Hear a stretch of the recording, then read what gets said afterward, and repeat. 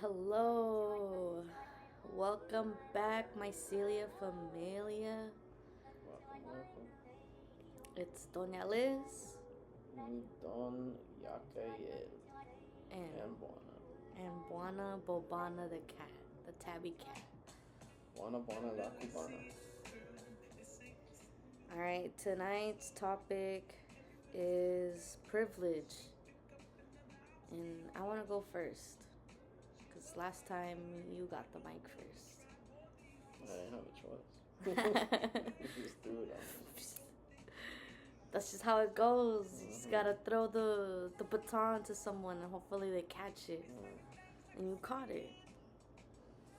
Um, but yeah, I'm gonna go first. So I just want to share,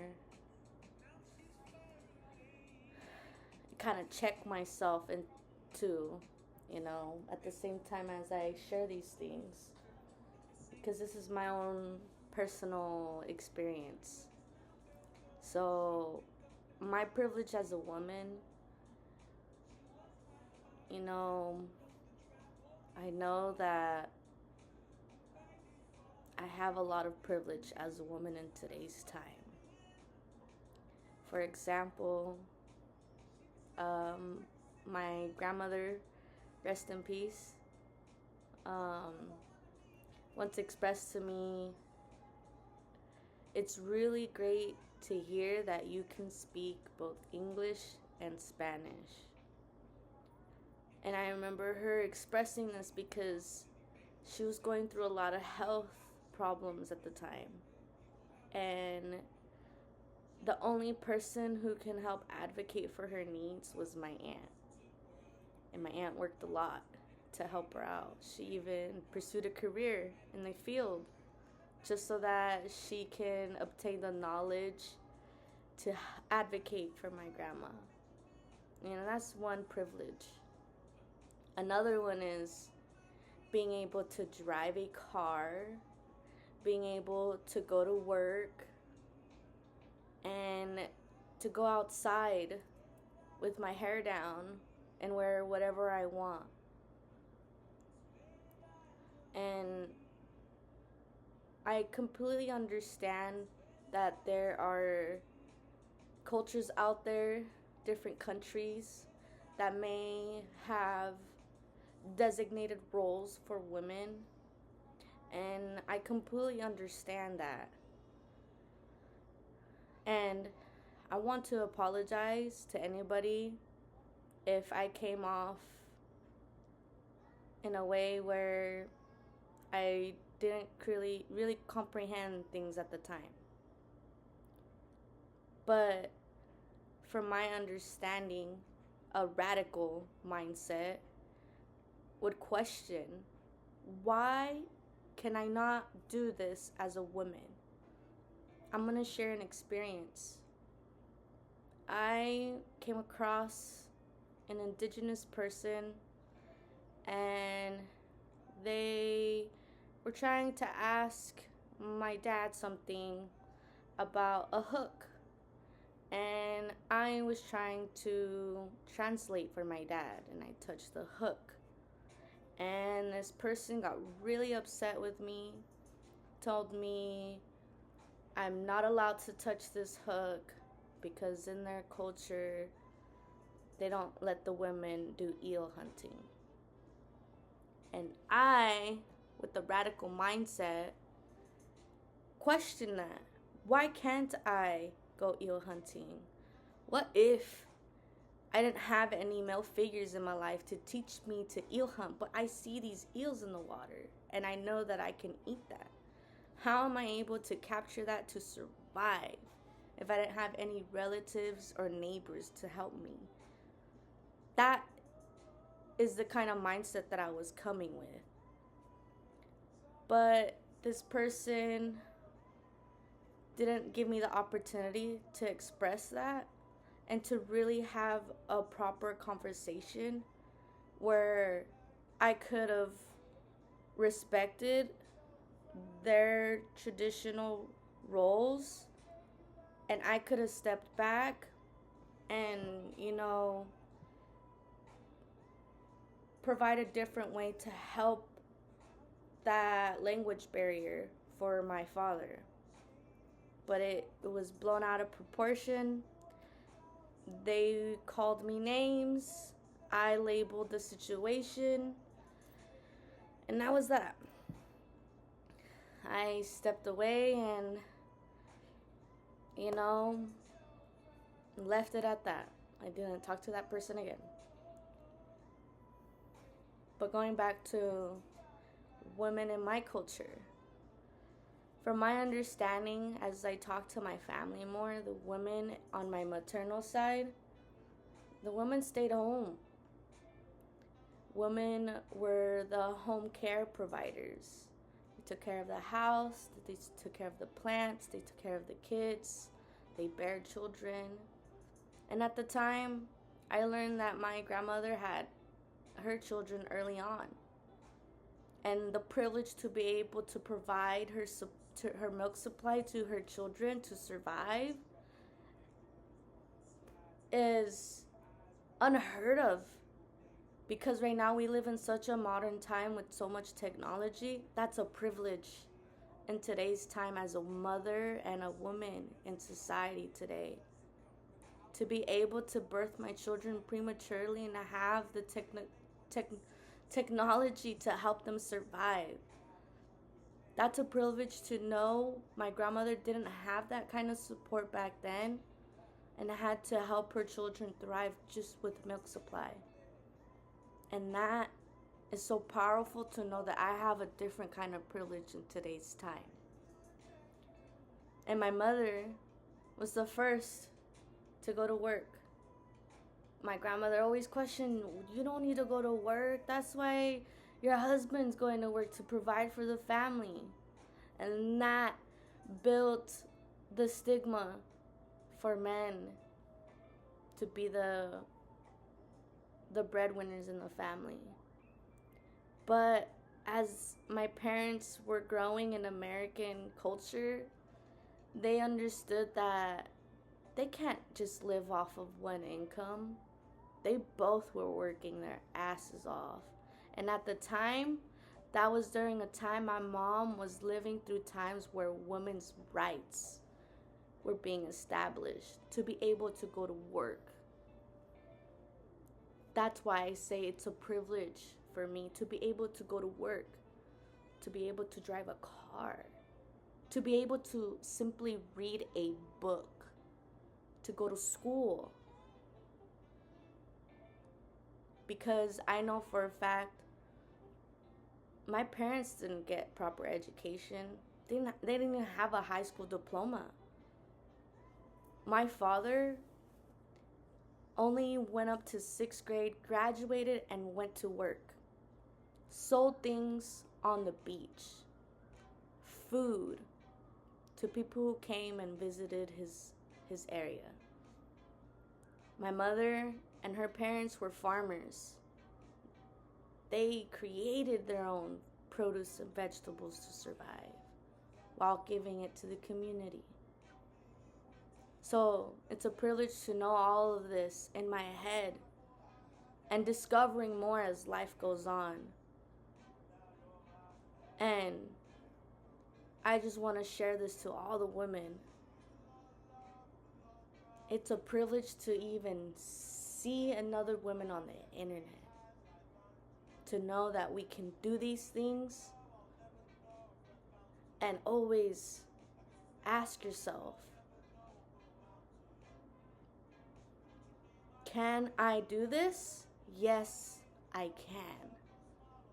And that is something I am practicing every day as a woman. And showing up and giving people my charisma, even though I know not a lot of people may like it. But that's up to my judgment. I don't want to use judgment as a form of my sentence structure, but my own understanding to realize if I'm welcomed in those spaces or not. And at times I have to give it time and time again to really see if I'm allowed to be in that space and exist as a woman who bears children and who also wants to contribute to society and survive in the economy that we're living in America right now, in the USA that we're living in, is some very tough times. We cannot even survive off of one income.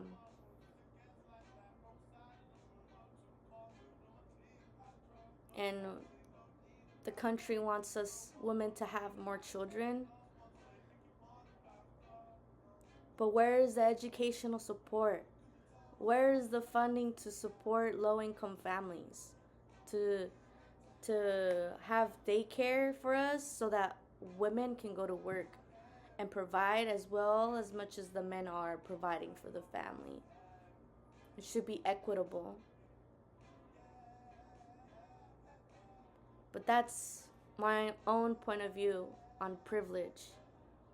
And it's a privilege to be speaking like this to you today on this awesome video that we're making.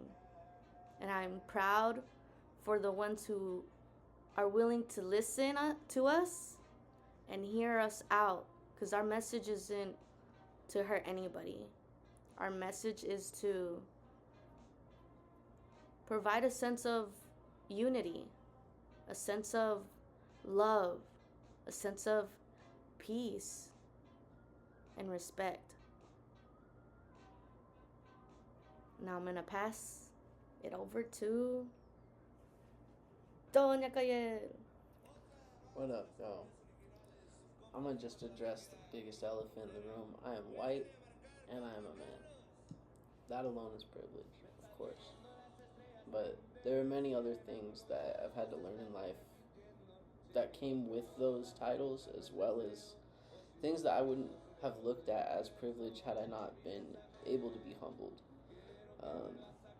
I grew up in a household that, like Liz was saying, in America, especially as times evolved, you can't live off of one income. Both my parents worked.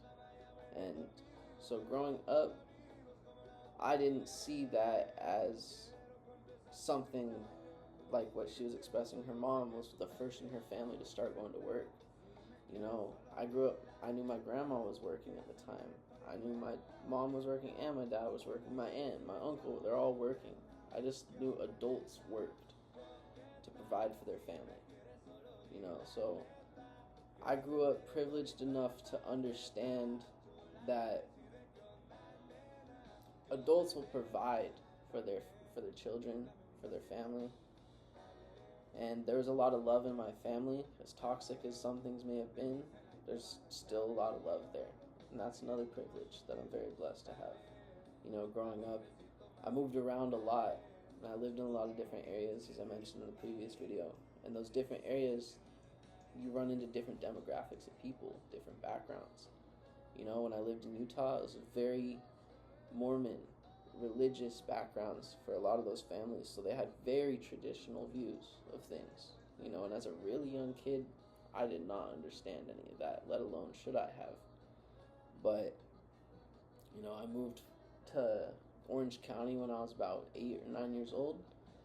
And that was like me becoming more conscious, getting just out of elementary school and starting to go to middle school and all of that. That was where I started to kind of form an identity. And again, Orange County, that's another privilege. It's a beautiful place. Everywhere you go, there could be bad things that happen, but overall, it was a safe area. I could walk outside and not have to worry. My parents really made sure wherever we moved that it was safe enough, because we had lived in areas that it wasn't safe for us to go outside. But, all the things that led up to me graduating high school, it was a process of me finding my identity. I had a hard time fitting in because I moved around so much. I didn't have those social skills necessarily because I was so used to moving that I never felt I had to build those social skills. But in the process, the privilege I gained from that is the ability to adapt. I learned very quickly in life that, sometimes you got to get up and move on. You got to leave things behind. And it taught me how to let things go. but in a way that was constructive because I knew there was more opportunities just on the other side of things. So, as much as that may have been a burden to my family moving around so much, and, of course that has its cons as well, there's a big privilege that came from that, which was, like I said, learning to adapt. And that led into my skills with jobs, being able to function in environments that were new, stepping into new fields I've never even dabbled in before. The ability to work hard under pressure like that all came from my privilege of learning how to adapt in multiple different environments, multiple different cultures. And that's something I've really always kind of come back to. That adaptability, either tomato. Adaptability. Adaptability. That sounds right. Yeah, that one. But that, and also another big privilege that I'm grateful for, that I think of anytime I kind of get back on the topic of mental health. When some people are going through so much at one time and they start to have a panic attack or an anxiety attack. And those moments of your brain rushing thoughts sometimes can feel like, why me? And you start to become so self-centered in that moment because you're focused on all the stuff happening to you, which is valid. Of course, understand your experience and what you as an individual are going through. But in that process, you also have to learn how to look at the bigger picture. And something I learned through therapy was, in those moments where, everything in your life could be going wrong. You're past due on bills, you broke up with your girlfriend, your family's toxic, whatever it may be. You could have all that crashing down at once. But you got to look in the room. Are you under a roof? Can you see with your two eyes? Can you use your voice? Can you hear? Can you get up and walk? All those things are privileges. And that was something that really humbled me, because when I was growing up and going through my own mental health journey, there's a lot of moments where I had to humble myself and realize I was being self-centered and thinking only about how things affected me. But I had to stop and look around and realize all my fingers work. That was the number one thing someone told me. If you're having an anxiety attack, look at your hand. The more you stare at it, the more you realize about it. I can move every one of my fingers. I can grab things with this. That's a privilege. It goes down to that low of a level of every little microscopic thing. There's privilege all around us that we are allowed to exist. In some places in this world, it's a lot harder to exist, but let alone, we're breathing. There's breath inside our lungs. There's always something to be grateful for. And that can come off a little hard to some people, because like I said earlier, when life is really hard on you, you have a hard time seeing that bigger picture. But I guess I say all this to remind people out there who are going through a lot and life's beating them down. Look around you and think about 10 things that you're privileged to either have, obtain, or do. Every single aspect of our life, there's something to be grateful for. And that's something I want to take with me everywhere I go and teach to my children, and hope that they teach it to their children as well.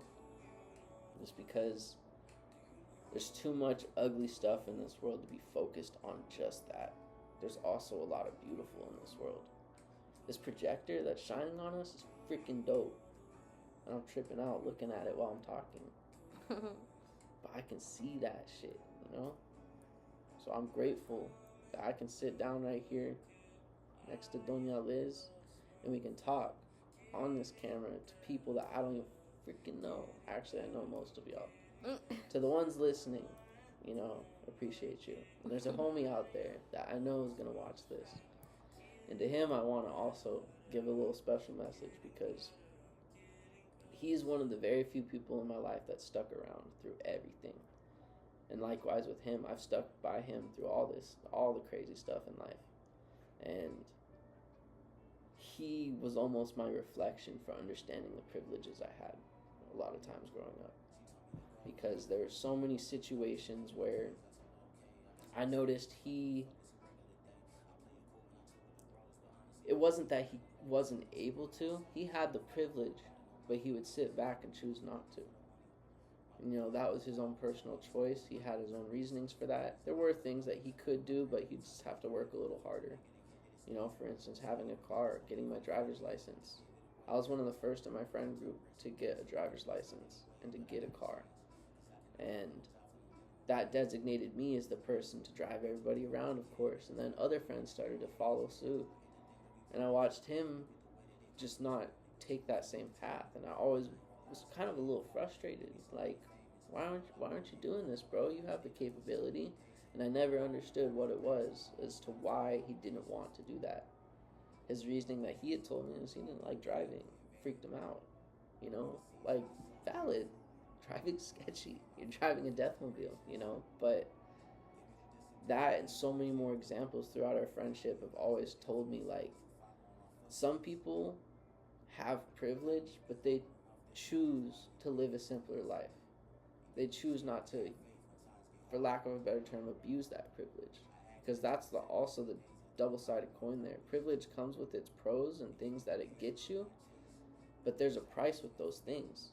Sometimes privilege puts other people down if you abuse it. So that's why it's always important to really, really check yourself and humble yourself. Think about your privileges in life and be grateful for them. Give acknowledgement to them, but don't abuse them, and don't let them put other people down, because it's that easy. It's really easy in life to just only focus on ourselves, because sometimes you have to be selfish. Some people talk about ego death and, I'm carefree, I don't have an ego. Then you're not going anywhere. We need ego to initiate our journey. We need to be individuals, because we are in individual meat suits. Our consciousness may all be linked together, but we're all in our own individual bodies. We have our individual past lives. So those privileges that we have, it's important to utilize them for the better of everybody. Connect. Utilize your privilege to have a voice, to speak for someone who can't speak. I want to bounce off of that. Using your own privilege to help someone out is also a great benefit to the other person who may not have that same privilege. For example, I'm going to use my language barrier. So, my grandmother expressed to me that I can speak both languages. And she shared that because she can clearly hear and see that I can read and I can interpret the language to others, and I can speak it. I think I already said that. And also in other situations, when I am at the grocery store or any store, I'm willing to speak and say, hey, this person said this to you. They're asking you this kind of question. And then they go, oh, okay, this is what this is for. And then I have to help them out with the interpretation of what that person's now saying. Or just a simple fact of I'm at a buffet. Someone has a low voice, and obviously I have a loud voice. And this person is trying to tell the server, I want beef and broccoli. Monday? And then I go, they want beef and broccoli. Oh, okay. Claro que sí. And that's how I'm using myself, my privilege, my voice, my body, because I'm stick out sometimes like a sore thumb. And usually it works. Oh, okay, beef and broccoli, here you go. And the other person looks at me, thank you so much. And I say, you're very welcome. Have a great day. I say, you too. That's another great example. Sharing kindness, love, and peace, and respect too. Not being aggressive. Um, and just sharing the love of our own privileges, and also being humble of what we can bring to the table and what we can't bring. So, Some people can bring stuff to the table, and other people built the table. Both were privileges. To sum it up, the people who built the table had the privilege of understanding the mechanics of how a table's built, how to make a sturdy table. But a table's got to get used too. People got to bring stuff to put on that table. But regardless, everybody played a part, using their privileges. So, I know privilege can have, especially in today's times, a really negative connotation. It's often associated with men and white. That's why I said I'm going to address the elephant in the room. But I will also give a side note that might trigger some people. Being a man and a white man isn't always a privilege. There's plenty of privilege that comes with it. I'm not going to deny that. But I will say it has its drawbacks in today's times where people are already putting me in that box. They judge me by my skin just without thinking about where my brain's at. Same thing. White people do that all the time. There's a really great movie. It's called You People with Jonah Hill in it. And it kind of touches on that topic of a mixed race couple and their family dynamics and how the cultural differences are when they're trying to be a couple, but their family's ideals and biases get in the way of their relationship. We've experienced our own versions of that. When I first got with her, I remember I went to a family event of hers within the first, 3 months of us dating. And it wasn't the most fond event because, it was a lot of grief in the air. It happened to be a funeral. And this also happened to be the first time I was really starting to meet her family. So there's a lot of pressure on me to, be a certain way, I guess. And I was trying my best to just be myself. But there was the elephant in the room. Who's this white dude in here? And that I got a lot of looks. And I tried my best to just keep pushing. If they wanted to know me and know my brain, they would come and talk to me. And a lot of people just stared at me and judged. And that's okay. I'm not butthurt about that. But what does suck is that there was a lot of great opportunities for people to get to know me and where I'm at and how I view their culture. I have a huge respect for many cultures. As I said, a lot of people get surprised when I tell them I was converted over to Islam for a good portion of my adult life. So the privilege that I carry is something that I also will always try and tell other people, hey, sometimes privilege comes with a price. So like we said earlier, use your privilege to help people, spread that peace, spread that love, and don't abuse it, and respect. And don't abuse your privilege. And that's pretty much all I gotta say on the topic. I could go on a lot of different rants, but at a certain point, it's not very engaging.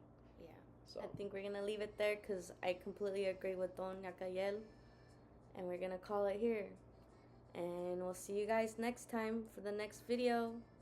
And do your homework, and spread some love, peace, happiness, and respect. And to say hi to a stranger and wish them a beautiful time. One more note, something my friend has been doing lately. I say deuces a lot, like peace out. He's been going one instead of two. You know why? Because one love. He's been preaching that one love. So instead of saying deuces, one.